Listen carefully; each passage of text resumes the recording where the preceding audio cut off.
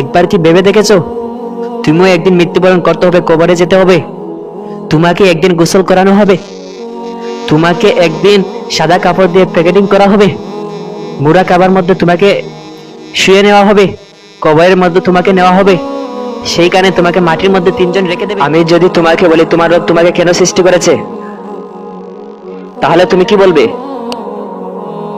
কি উত্তর দিবে তুমি? একবার কি তুমি ভেবেছো তোমার রব তোমাকে কেন সৃষ্টি করলেন? কেন তোমার রব তোমাকে সৃষ্টি করলেন? তোমাকে পৃথিবীতে পাঠানোর উদ্দেশ্য কি? একবার কি তুমি ভেবে দেখেছো আল্লাহ বেন দিয়েছেন কেন? যে তুমি তার আল্লাহ রাব্বুল আলামিনের অস্তিত্বকে তুমি চিন্তা করার জন্য। বেন দিয়েছেন কেন? আল্লাহকে নিয়ে গবেষণা করার জন্য, আল্লাহ কোরআনকে নিয়ে গবেষণা করার জন্য না, বলেছেন তোমাকে বেন দিয়েছেন কোরআনে ভুলবার করার জন্য। আল্লাহ যে এত বড় আসমান সৃষ্টি করলেন, এত বড় বড় দৃশ্যগুলা দিলেন, এইসব তুমি চিন্তা করো, তোমার ব্রেন এইসবে কাজে লাগাও, তোমার আল্লাহকে পেয়ে যাবে। আল্লাহ তোমাকে কেন পৃথিবীতে পাঠালেন, সৃষ্টি করলেন কেন? তোমাকে সৃষ্টি করার উদ্দেশ্য কি?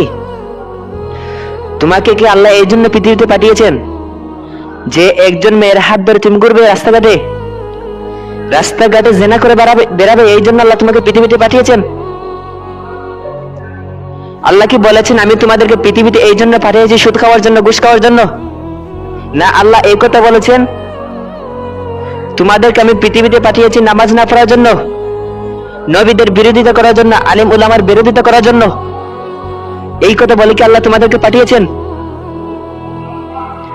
তুমি কোন রবের ইবাদত করছো বুঝতে পারছো এখনো? যিনি তোমাকে পৃথিবীতে পাঠিয়েছেন তুমি তার ইবাদত না করে কার ইবাদত করছো? তোমার জীবনটা কোন পথে কাটিয়েছো?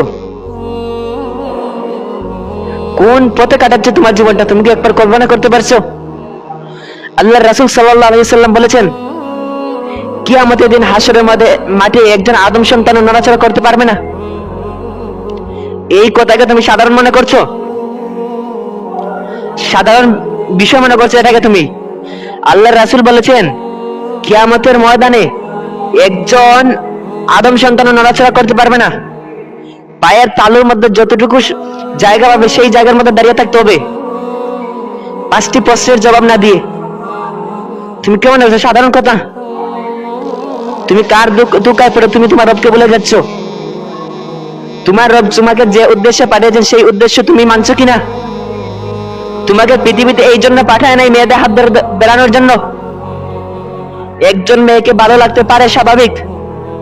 তুমি বলে দাও তাকে তুমি ভালোবাসো, তোমার ফ্যামিলির কাছে বলো। আমি বলি যদি ভাই তারা না মানে তাহলে তুমি কালিমা পড়িয়ে বিয়ে করে ফেলো। বিয়ে না করা সত্ত্বেও একজন মেয়ের গায়ে টাচ করবেন না যুবক। একজন মেয়ের সাথে কথা বলবেন না। তোমাকে রব পাঠায় নাই মেয়েদের হাত ধরে বেড়ানোর জন্য, জেনা রাস্তাঘাটে জেনা করার জন্য, সুদ খাওয়ার জন্য, ঘুষ খাওয়ার জন্য। ওয়ামা খালাকতুল জিন্না ওয়াল ইনসা ইল্লা লিয়াবুদুন। আল্লাহ রাব্বুল আলামিন এই আয়াতে বলে নাই আমি মানুষকে সৃষ্টি করেছি আমার ইবাদত না করার জন্য। আল্লাহ রাব্বুল আলামিন এই আয়াতে বলে নাই আমি মানুষকে সৃষ্টি করেছি সুদ খাওয়ার জন্য, হারাম খাওয়ার জন্য। এই আয়াতে বলেছে আল্লাহ মেয়েদের হাত ধরে বেড়াবার জন্য রাস্তাঘাটে। এই আয়াতে আল্লাহ কি বলেছে? নবীর বিরোধিতা করার জন্য আল্লাহ রাব্বুল আলামিন এই আয়াতে বলেছে। আল্লাহ রাব্বুল আলামিন এই আয়াতে পরিষ্কারভাবে বলে দিয়েছেন ওয়ামা খালাকতুল জিন্না ওয়াল ইনসা ইল্লা লিয়াবুদুন। আমি মানব জাতিকে পৃথিবীতে পাঠিয়েছি, সৃষ্টি করেছি আমার ইবাদত করার জন্য। তুমি কোন রবের ইবাদত করছো বুঝতে পারছো? তুমি একজন মুসলিম ঘরের সন্তান, মাথায় রেখো তুমি একজন মুসলিম ঘরের সন্তান। তুমি কেন নামাজ আদায় করবে না? তোমার কাজটা কি? তোমার কাজ কি মেয়েদের সাথে পিছনে ঘোরা, রিজিক নিয়ে চিন্তা করা? তুমি রিজিক নিয়ে চিন্তা করে তোমাকে কে বলেছে? তোমাকে সৃষ্টির পূর্বে 50,000 আগে আল্লাহ তোমার রিজিক সৃষ্টির লিখে দিয়েছেন। আল্লাহ নবী বলেছেন একজন আদম সন্তান হাসরের ময়দানে নড়াচড়া করতে পারবে না। এক নম্বরে যে সেই দিন প্রশ্ন করা হবে, আল্লাহ রাব্বুল আলামিন প্রশ্ন করবেন, তুমি তোমার দুনিয়ার জীবনটাকে কিভাবে কাটিয়েছো, তোমার জীবনটা কিভাবে কাটাচ্ছ এখন তুমি ভেবে দেখো। কোন মেয়ের পিছনে তোমার জীবনটাকে ব্যয় করছো, কার পিছনে তুমি তোমার জীবনটাকে ব্যয় করছো, বুঝতে পারছো? তোমার জীবনটাকে কিভাবে কাটাচ্ছ হিসাব দিতে হবে। এত সোজা না ভাই, জান্নাতে যাওয়া এত সোজা না। এতই যদি জান্নাতে যাওয়া সোজা হতো তাহলে সাহাবীগণ জান্নাতের টিকিট পাওয়ার পরে কান্না করতেন না। 2 নম্বর প্রশ্ন, দুনিয়ার সম্পদ তুমি কিভাবে অর্জন করেছো, দুনিয়ার সম্পদ কিভাবে তুমি অর্জন করতেছো। এখন বিশ্বের দিকে তাকান, বাংলাদেশের দিকে তাকান, কয়জন মানুষ সুদ থেকে বাঁচতে পারছে, কয়জন মানুষ ঘুষ খায় না, কয়জন মানুষ সুদ খায় না। 3 নম্বর প্রশ্ন, তুমি তোমার উপার্জিত সম্পদ হালাল পথে না হারাম পথে ব্যয় করেছো, তুমি সম্পদ অর্জন করেছো হালাল পথে না হারাম পথে, এটা দেখার সুযোগ নেই। তুমি কোন পথে ব্যয় করেছো এটার প্রশ্ন দাও, প্রশ্নের উত্তর দাও। এতই সোজা মনে করছো। 4 নম্বরে, তুমি তোমার যৌবন কালকে কিভাবে কাটিয়েছো। যুবক ভালো করে ছেড়ে রাখো, তুমি তোমার যৌবন কালকে কিভাবে কাটিয়েছো।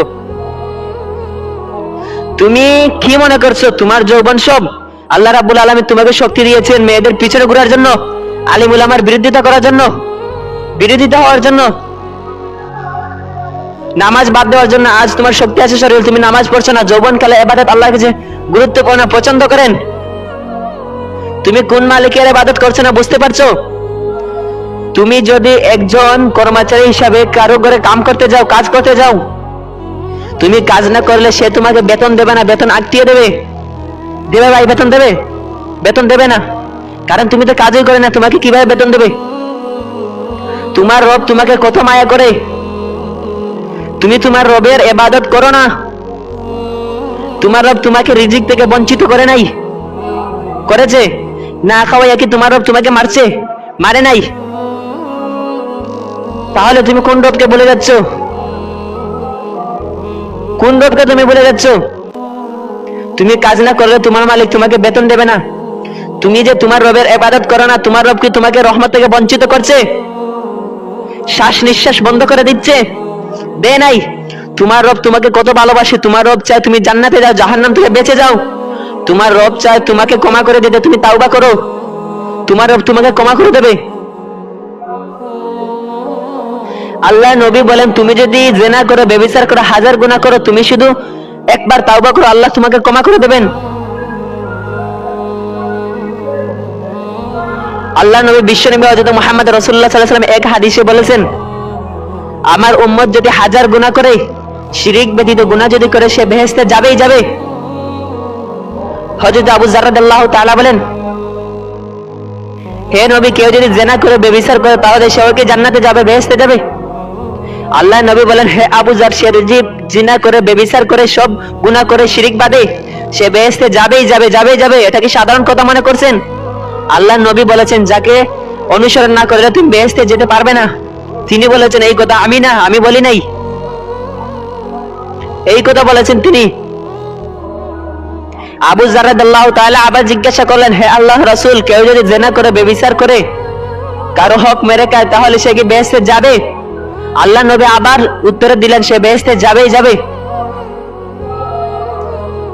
একদিন রাসূল করিম সাল্লাল্লাহু আলাইহি ওয়াসাল্লাম সাহাবী বসে আছেন, হঠাৎ করে নবী করিম সাল্লাল্লাহু আলাইহি ওয়াসাল্লাম উঠে গেলেন।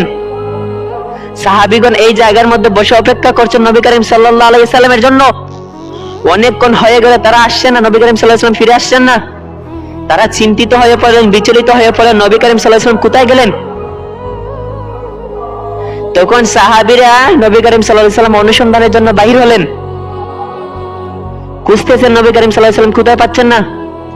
হযরত আবু হুরায়রা রাদিয়াল্লাহু তাআলা হঠাৎ করে দেখলেন আল্লাহর নবী হযরত মুহাম্মদ রাসূলুল্লাহ সাল্লাল্লাহু আলাইহি ওয়াসাল্লাম আল্লাহর দেন অবস্থায় মুরাকাবা করছেন। তখন বললেন, হে আল্লাহর রাসূল, আপনাকে আমরা খুঁজতেছিলাম, কোথাও পাইছিলাম না। আপনি কোথাও উদয় হয়ে গিয়েছিলেন। আপনার তো অনেক শত্রু হয়েছে, আমরা পেরেশানিত হয়ে গিয়েছিলাম, আপনাকে নাকি আমরা হারিয়ে ফেলি। কতই না ভালোবাসতেন নবীকে তারা। আর তুমি মুসলিম হয়ে কিভাবে নবীকে ভালোবাসছো চিন্তা করে দেখতেছো? তুমি কি একবার শুকরিয়া, আল্লাহর শুকরিয়া আদায় করছো তুমি যে মুহাম্মদ রাসূলুল্লাহ সাল্লাল্লাহু আলাইহি সাল্লাম এর উম্মত? একবার কি আল্লাহর কাছে বলেছো, শুকরিয়া আদায় করেছো? অথচ নবীরা কান্না করেছেন মুহাম্মাদের উম্মত হওয়ার জন্য। তুমি সেই নবীর উম্মত যার জন্য আল্লাহ নবী মাকামে মাহমুদের মধ্যে সেজদায় পড়ে কান্না করবেন।